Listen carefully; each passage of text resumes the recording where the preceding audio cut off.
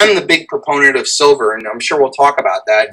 But I think that that's going to be the best way of transferring your wealth from this paradigm into the next paradigm. And I believe that it's going to create generational wealth, so much so that your children's children are going to bless you for being smart enough to take action ahead of the single largest event in human history, the dollar collapse.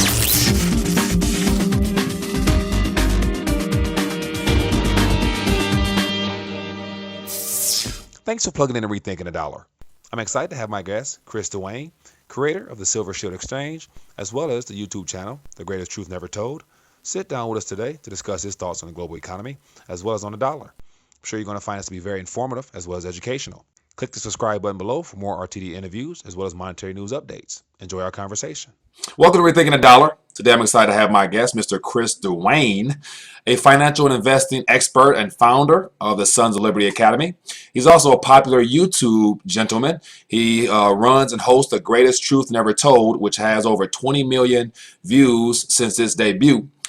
Chris believes in massive change is coming, and that if you are aware and prepared for this change, you will be able to create generational wealth. So, Chris, welcome to Rethinking the Dollar.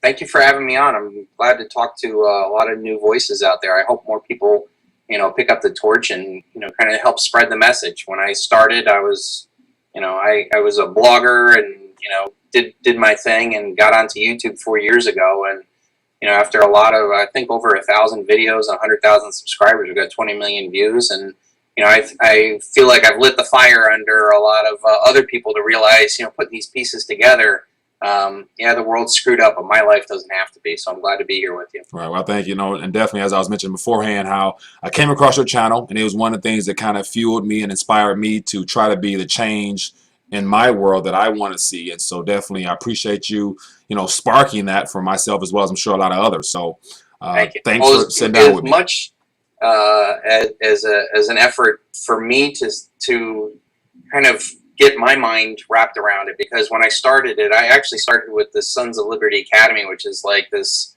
huge 48-hour video thing of all the information that I had found, and I had found that the world is conspiring against the individual. There's a lot of people who make a lot of money off of getting individuals to willingly sacrifice themselves into corporations, militaries, consumerism, religions. Like, it's all about the collective getting the individual to sacrifice. And I was like, God, you find out, like, we're talking about the dollar. I found out that the dollar is not anything but a debt. We talked about the Federal Reserve, and I was like, God, here I was making a ton of money, and I didn't even realize what money was. And when I started researching that, I realized everything was a lie. And, I started to speak out only to help myself understand what I was finding and what it makes sense.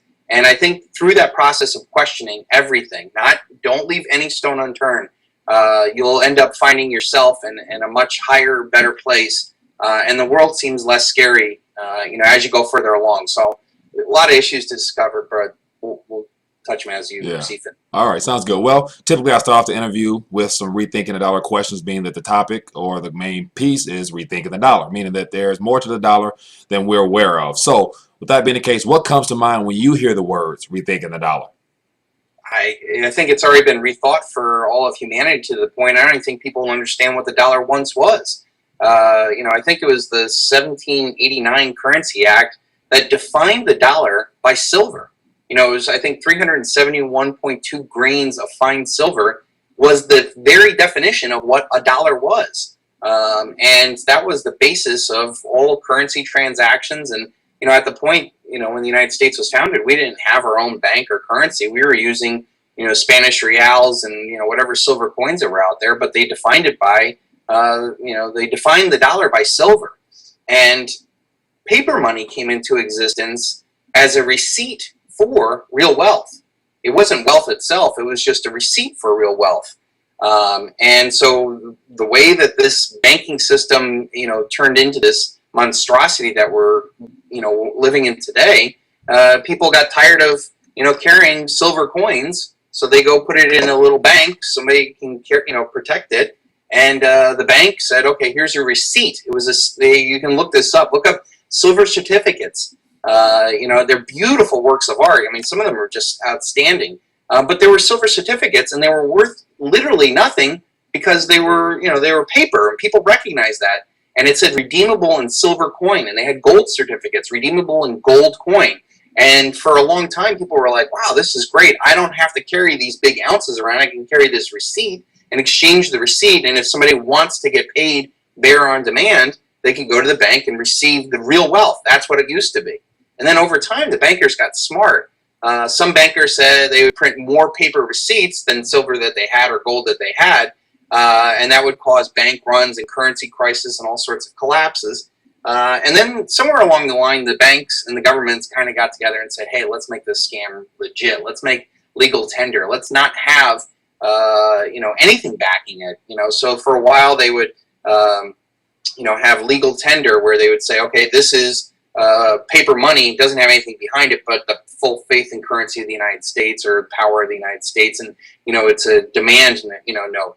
And then, as the bankers slowly went through, and this is over hundreds of years, and power has grown from, there literally should be no money in banking. I mean, it should be set up as a storage and facilitating operation, not this monstrosity that it is today.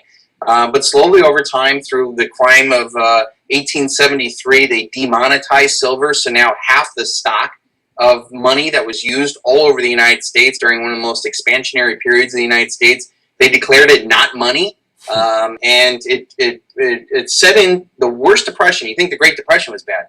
The worst depression of all American history happened during that time period.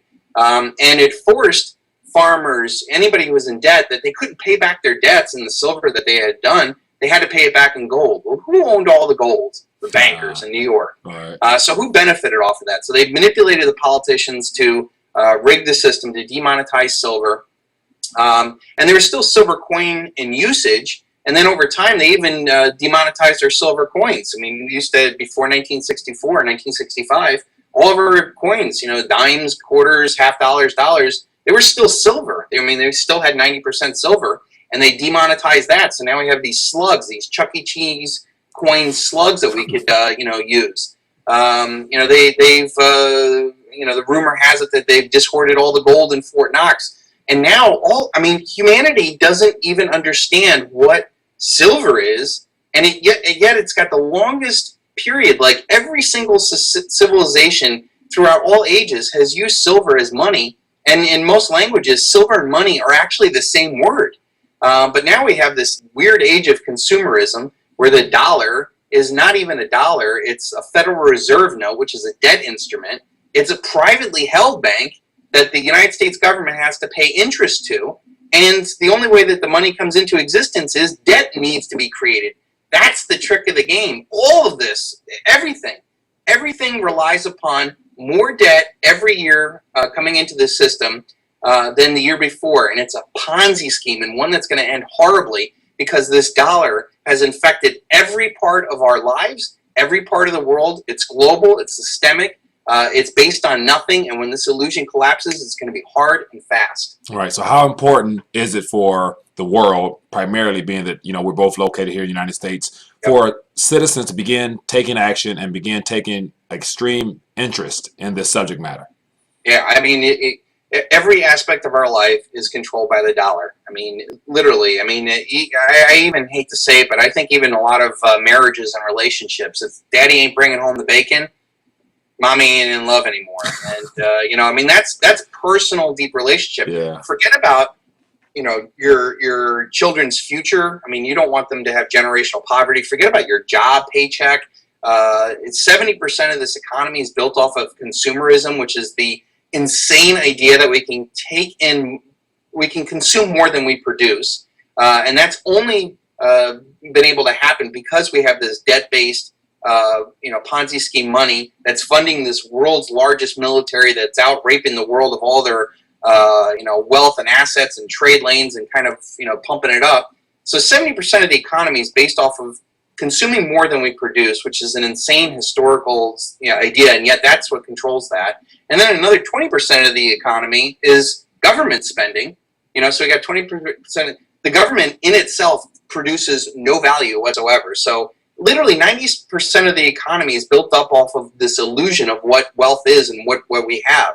And when the dollar fails, all of that's going to fail. And even the 10% of the economy that actually does produce wealth, you know, the mining and the farming and the fishing and the manufacturing and the building and stuff like that, they're going to suffer tremendously because 90% of the economy just got gutted because of reality checks coming in that we don't produce anything of real tangible value in this country anymore. You know, we shuffle debt, we build bombs, we do donuts and porn, and you know, anything that's created of real value is been shipped overseas so we can take advantage of other countries, you know, lax environmental standards and cheap and their poor people over there.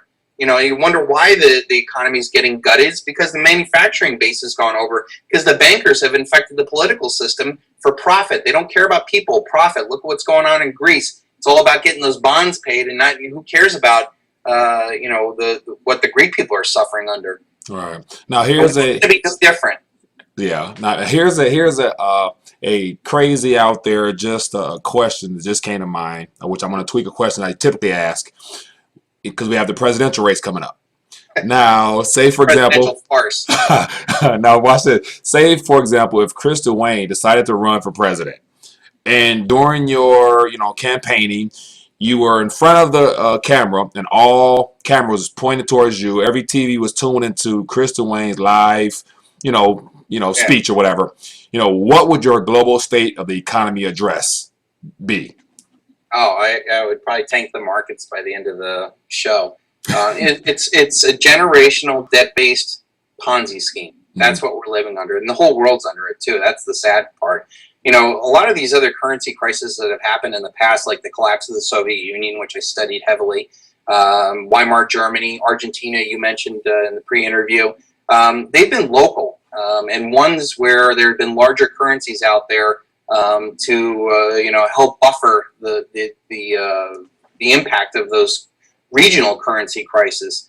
In many cases, there was still gold and silver being transacted and based off of that. But now we're so insanely off track and not based off of anything, and it's global. Now at least during the 80s, half the world was under communism, and they had their own little buffer there, and it was really just the West and the United States, and South America was a whole other thing. But now it's a globally integrated economy that corporations and militaries and all these other people are doing. I think I would probably cause the Dow Jones to crash, 50% by the end of the trading day, because it's all built off of fluff. Yeah. And at some point, there is going to come a day of reckoning where we're seeing the hemorrhages of it. 2008 was a puny billion-dollar corporate problem, and yet we all acted like the end of the world was going to happen, and it could have happened if not for larger. Remember, I talked about, and when there's regional currency crises, there were larger currencies. Now, the 2008, which was a puny billion-dollar currency or debt crisis, got absorbed. None of the debts got wiped out. Nobody went to jail, and nothing got fixed. But what happened? They added $57 trillion worth of now sovereign-level debt. These central banks, these countries out there, they sucked up all the bad bets from the corporate level. Nothing got bad, so they sucked up all this poisonous debt, and they just put it on their balance sheet. And I'm telling people, the next crisis, whenever it happens, is not going to be like 2008. So I'm sure a lot of people suffered under 2008. You have to really remember what it was like. I mean, people were like, God, where's the economy going? We're going into depression, all that other stuff. We didn't feel anything compared to what's coming, because the next time that's coming, it's going to happen on a global, systemic basis. All, if you think about all paper assets, they're counterparty risk. That dollar that you have is only worth something so long as somebody's willing to exchange wealth for it. It's a future promise on wealth. That's what all paper assets are, future promises on wealth. Wealth itself is real tangible things you can use, things you can eat, things you can touch. And all these paper assets have counterparty risk, whereas it's only worth what the person on the other side of this promise makes it. So we all hold Federal Reserve notes. Well, who's our counterparty risk? The Federal Reserve and the government. If the Federal Reserve and government decide to print, say, I don't know, $1 trillion, or in the case of the 2008 financial crisis, $57 trillion, those dollars become worth less because there's more currency in the system chasing after fewer goods. And so that's what's coming. And if people don't wrap their mind around this, I'm not being dramatic. You're dooming your family to generational poverty, because what's on the other side of this collapse is not going to be like 2008, where, the housing market will come back, or the tech sector, or we could be entering into a system where wealth had been transferred to those that have physical assets, and they don't care. I've talked about how there's this rapid movement towards automation, towards artificial intelligence. And if you think about it, the majority of people, all they have to offer, because they have been so indoctrinated in these schools not to think for themselves, not to be problem solvers, to get along, to go along, do what they're told, and they lack creative thinking and real substantive intelligence to actually produce stuff. Most people, all they can offer is their labor. And I'm telling you, we're entering into a time period where your labor may not be needed ever. Your children's labor may not be needed. They're talking about 50 to 70% of the jobs in 20 years. That's easily within my lifetime, and certainly in my children's lifetime, that will be replaced by robots. Right. And they're talking about, look at Apple and Google. You know what the number one job is in this country? Truckers. You know what the number one job that's going to get wiped out? Truckers. Because once they get these Google bots and Apple things, they're going to have automated trucking systems that are no longer going to need people. That's a pretty big swath of the economy that's done. All these people who are working in the fast food joints, you don't think that they're going to get replaced by burger flipping robots at some point? They're demanding $15 an hour wages. All that's doing is making those that own those assets invest in robots that will never ask for another raise. The counterparty rate. So what I'm telling people is the time that we have now is precious. It is an absolute gift. Take the time, learn about these issues that we're talking about here. Go through all this stuff and open your mind up and act. Don't just be a theory player and think that you have to do this. Get your money out of the system. Stocks, bonds, real estate, cash in the bank, and get yourself real wealth. Get yourself storable food. Get yourself the ability of protecting yourself when things fall apart. I'm the big proponent of silver, and I'm sure we'll talk about that. But I think that that's going to be the best way of transferring your wealth from this paradigm into the next paradigm. And I believe that it's going to create generational wealth, so much so that your children's children are going to bless you for being smart enough to take action ahead of the single largest event in human history, the dollar collapse. This concludes part one of my discussion with Chris Duane. Hope you found this message to be very informative as well as educational. I want to encourage you, stay tuned for part two, where we discuss the global economy, debt, as well as who's behind it. Click the subscribe button to be notified as soon as released. Also, I want to encourage you to visit the Silver Shield Exchange, where you get a chance to see some of Duane's work right there. Also, leave us a comment. If you find this to be informative, feel free to share this with those who need to know this information. Also, visit rethinkingthedollar.com, where you get a chance to test your money IQ, as well as get a copy of my free ebook, The Simplicity of Money. Looking forward to sharing part two with you. See you then.